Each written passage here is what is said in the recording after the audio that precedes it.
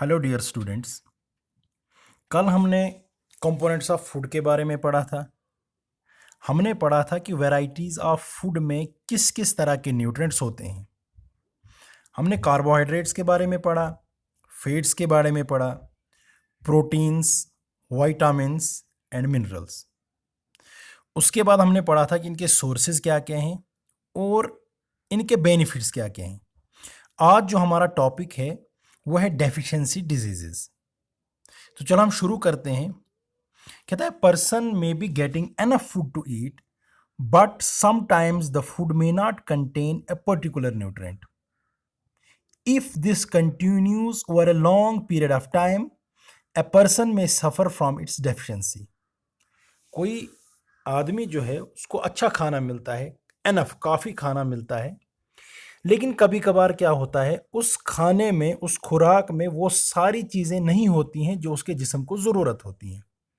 यानी हमारे जिस्म को हमने पढ़ा था कार्बोहाइड्रेट्स की भी ज़रूरत होती है, प्रोटीन्स की मिकदार की भी ज़रूरत होती है, फैट्स की भी ज़रूरत होती है, विटामिन्स की भी ज़रूरत होती है। हर एक न्यूट्रिएंट का एक अहम रोल रहता है हमारी बॉडी में।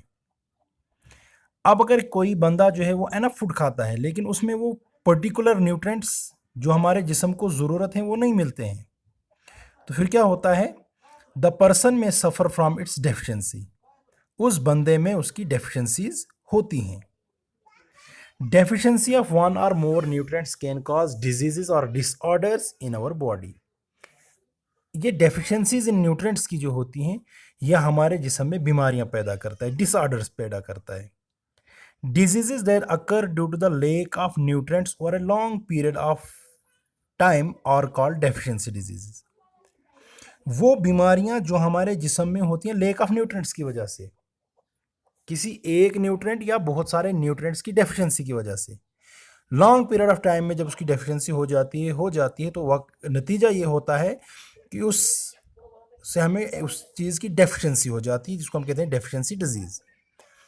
If a person does not get enough protein in his or her food for a long time he or she is likely to have stunt growth. जैसे कोई बंदा जो होता है उसको प्रोटीन्स नहीं मिलते हैं, एनफ प्रोटीन्स नहीं मिलते हैं उसके खाने में, तो उससे क्या होगा, अगर लॉन्ग टाइम पे उसको नहीं मिलेंगे तो उसको क्या होगा, स्टंट ग्रोथ। उसका कद जो है वो कम हो जाएगा, ग्रोथ कम पड़ जाएगी, स्वेलिंग फेस, सूजन हो जाएगी, डिस्कलरेशन ऑफ हेयर, उसके बालों का कलर जो है वो चेंज हो जाएगा, डिस्कलर हो जाएंगी, स्किन उसका उसका जो है वो उसमें एजिंग आ जाएगी and so on.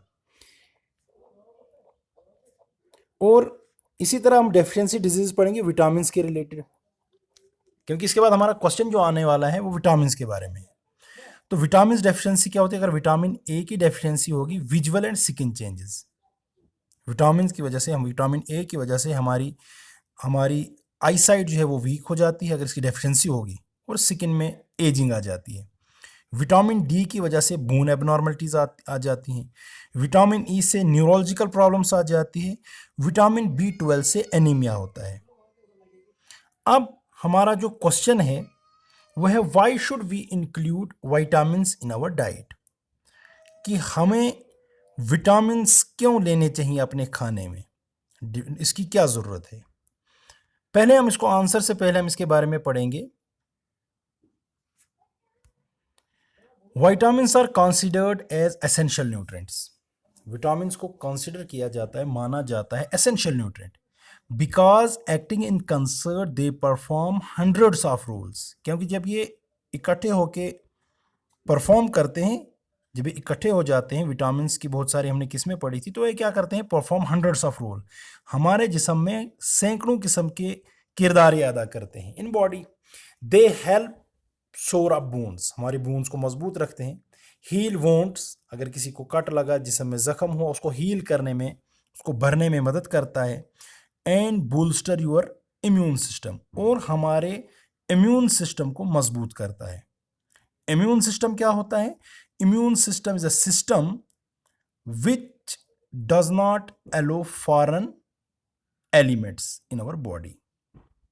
Immune system वो होता है जो हमारे जिस्म को प्रोटेक्ट करता है फॉरेन एलिमेंट्स से, फॉरेन ऑर्गेनिज्म से, ऐसे ऑर्गेनिजम्स जो हमारे जिस्म के लिए नुकसानदेह होते हैं। They also convert food into energy and repair cellular damage. ये विटामिन क्या काम करते हैं? ये हमारे जिस्म, ये खाने को जो है कन्वर्ट करते हैं एनर्जी में, ताकत बख्शते हैं, एंड रिपेयर सेलुलर डैमेज, और सेलुलर डैमेज हमारे जिस्म में होगा उसको रिपेयर करते हैं। अब हम आंसर पे आते हैं। कहता है we should include vitamins in our diet because, हमें विटामिन्स अपनी डाइट में इंक्लूड करने चाहिए क्योंकि they help in protecting our body against diseases, वो हमारे जिस्म को बीमारियों से बचाते हैं। जैसा कि मैंने पहले ही आपको बोला, ये हमारे इस इम्यून सिस्टम को क्या करता है? बूस्टर करता है, हमारे इम्यून सिस्टम को स्ट्रांग करता है। और जब हमारा इम्यून सिस्टम स्ट्रांग होगा तो हम बीमारियों से लड़ने की क्षमता हम में पैदा हो जाती है, ताकत हम में पैदा हो जाती है। They also helps in keeping our eyes, bones, teeth and gums healthy, वो हमारी आंखों को हेल्दी रखते हैं, हमारी बोन्स को हेल्दी रखते हैं, हमारे टीथ और गम्स को हेल्दी रखते हैं। जैसे हमने पहले ही पढ़ा कि विटामिन ए की वजह से क्या होता है? विजुअल डिसऑर्डर होता है, हमारी आंखें कमज़ोर पड़ जाती हैं या स्किन चेंजेस हो जाती हैं। तो यहाँ पे भी हम पढ़ते हैं। और विटामिन डी की वजह से क्या होता है? हमारी बोन्स जो होती हैं वो, कि विटामिन डी का रोल हमने कल पढ़ा था कि विटामिन डी जो होता है ये क्या करता है? ये यूज़ करने में मदद करता है कैल्शियम, और उसके अलावा ये हमारे टीथ और गम्स को भी हेल्दी रखता है। उसके बाद हमारा दूसरा क्वेश्चन जो है वो है what is the aim of mid day meal programme, कि मिड डे मील प्रोग्राम जो है इसका क्या एम है, मकसद क्या है? मिड डे मील किसको बोलते हैं? जो मिडल ऑफ द डे में स्कूल में बच्चों को एलिमेंट्री लेवल तक खाना दिया जाता है उसको बोलते हैं मिड डे मील। कहता है इस प्रोग्राम का मकसद क्या है? ये जो बच्चों को लंच दिया जाता है, दोपहर का खाना स्कूल में दिया जाता है मिडल ऑफ द डे में, जिसको हम मिड डे मील बोलते हैं, इसका क्या मकसद है?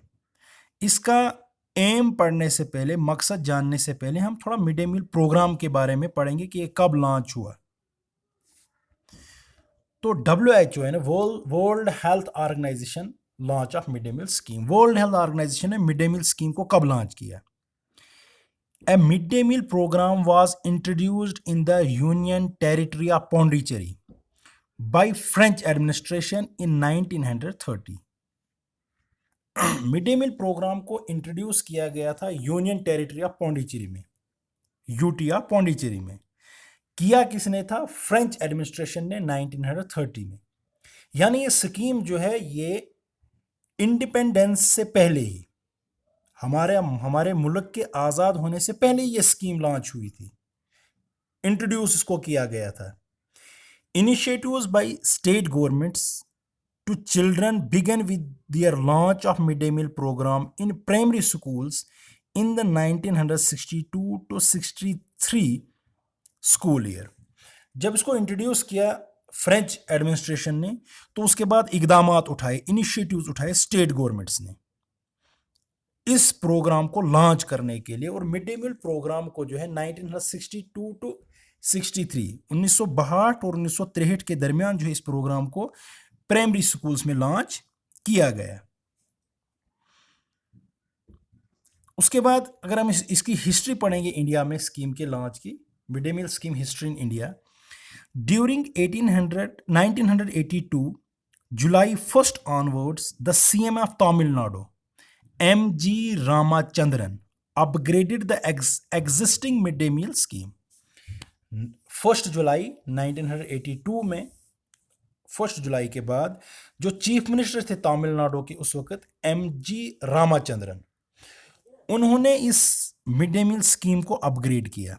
ये एग्जिस्टिंग स्कीम थी जो कि पहले ही हमने पढ़ा, फ्रेंच एडमिनिस्ट्रेशन ने इसको लाया था मिड डे मील स्कीम को यूनियन टेरिटरी ऑफ पौंडीचेरी में, इसको इंट्रोड्यूस किया था। उसके बाद इसको लॉन्च किया गया था बाय स्टेट गवर्नमेंट्स, उन्होंने इनिशिएटिव लिया था इसको लॉन्च करने के लिए 1962 टू 63 में। लेकिन उसके बाद 1 जुलाई के ऑनवर्ड तमिलनाडु के चीफ मिनिस्टर रामाचंद्रन ने इसको अपग्रेड किया और इस स्कीम को लागू किया। Gujarat was the second state to introduce an MDM scheme in 1984। उसके बाद दूसरी रियासत जो थी हिंदुस्तान की आज़ादी के बाद जो दूसरी रियासत हिंदुस्तान की थी वो गुजरात थी जिसने इस स्कीम को इंट्रोड्यूस किया था, but it was later discontinued. लेकिन उसके बाद इसको डिसकंटिन्यू किया गया, इसके बाद एक और यहाँ पे जो मैंने नोट नहीं किया है, 1986 में एक और स्टेट थी जिसने इस स्कीम को लॉन्च किया था, वो केरला थी। और इसको लॉन्च करने में पीवी नरसिम्हा राव जो कि प्राइम मिनिस्टर थे, उन्होंने इसको लॉन्च किया था 1995 में। लेकिन ये स्कीम चलती थी, बंद होती थी, चलती थी, ये मतलब सक्सेसफुल नहीं रही till 2002। In 2002, the Supreme Court directed the government to provide cooked midday meal as opposed to providing dry rations। यानी पहले बच्चों को ड्राई राशन दिया जाता था, जैसे आज कोविड-19 की वजह से गवर्नमेंट ने स्कीम निकाली कि बच्चों को जो है, आप जो है मिड डे मील की स्कीम जो चल रही है, आप बच्चों को ड्राई राशन तकसीम करो। इसी तरह पहले भी ड्राई राशन तकसीम किया जाता था, लेकिन चलो आज पेंडेमिक डिजीज चल रही है, इस वजह से हुआ। लेकिन 2002 में सुप्रीम कोर्ट ने ऑर्डर निकाला कि इस मिड डे मील को ड्राई डिस्ट्रीब्यूट करने के बजाय जो है, आप इसको गवर्नमेंट स्कूल के बच्चों को, तमाम बच्चों को, in all government institution up to 8th classes की 8th क्लास तक, एलिमेंट्री लेवल तक तमाम बच्चों को जो है, ये बच्चों को बना के देना है, कुक करके देना है। अब इस बारे में हम थोड़ा सा इसका आंसर पे हम जाएंगे कि इसका एम क्या है। The aim of this programme is to provide such a meal as will overcome deficiencies in their diets at home. इस प्रोग्राम को लॉन्च करने का एक ही मकसद था कि बच्चों में जो है ऐसा मील, ऐसा खाना उनको दिया जाए ताकि उनको जो डेफिशिएंसीज होती हैं इन their diets at home, in children, यानी जिन बच्चों को डाइट में किसी भी तरह की डेफिशिएंसी होगी, उस डेफिशिएंसी को ओवरकम कर सकें, जो पहले ही हमने पढ़ा deficiency. In rural areas many children come to school partially hungry or even with an empty stomach.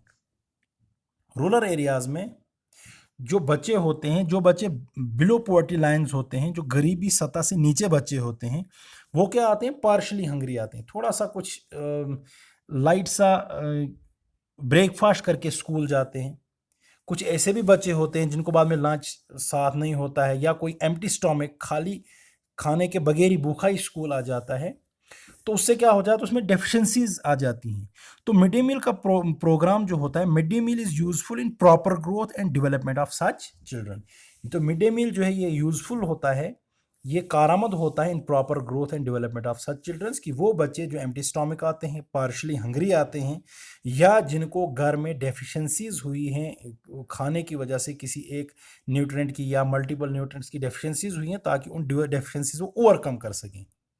इसका मतलब यह है कि मिड डे मील स्कीम में जब मीनू बनाया जाता है, तो उसमें मीनू, किसी भी जगह जब मीनू बनाया जाता है, तो उसमें वो सारी चीज़ें कंसिडर की जाती हैं कि किस दिन हमें कौन सा खाना देना है, ताकि बच्चों को स्कूल के दौरान उनको जो है ऐसा खाना प्रोवाइड किया जाए, ऐसा मील प्रोवाइड किया जाए कि उसमें हर किस्म के न्यूट्रिएंट्स उनको मिल सकें। और गवर्नमेंट ने ये भी ऑर्डर किया है कि कम से कम 200 वर्किंग डेज में जो है, साल में 200 दिन बच्चों को जो है स्कूल में खाना प्रोवाइड किया जाए, जिसमें हर तरह का न्यूट्रिएंट जो है मौजूद हो, यानी उनको हर तरह का खाना दिया जाए, पल्सेस दिए, विटामिन रिच फूड दी जाए, प्रोटीन्स रिच फूड दी जाए, कार्बोहाइड्रेट रिच फूड दी जाए, विटामिन रिच फूड दी जाए, ताकि उनमें किसी भी तरह की डेफिशिएंसी जो उनको घर में होती है या घर से पार्शली हंग्री आते हैं, उन किस्म की डेफिशिएंसी से ओवरकम कर सकें। होप कि आप ये क्वेश्चन समझ गए होंगे। अगर किसी भी तरह की प्रॉब्लम होगी, आप कमेंट्स जो है मेरे यूट्यूब चैनल पे ड्रॉप कर सकते हो। Thank you for watching.